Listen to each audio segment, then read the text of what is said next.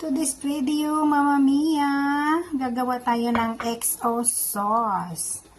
So, nagpalambot na ako ng ating scallop, ng ating shrimp.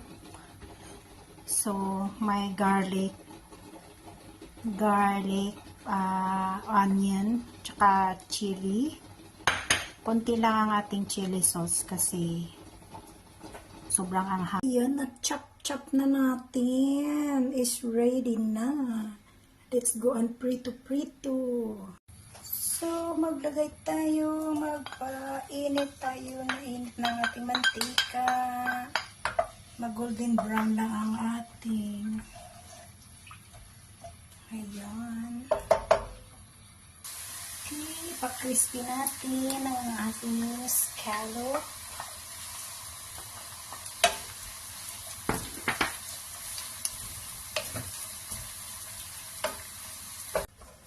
Ito na siya. Medyo natorta na siya. Pero masarap. So, ilagay na natin sa ating glass.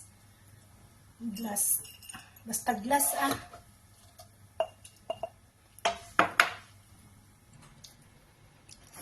Aw, mainit. So, ito na siya. Yan, masarap.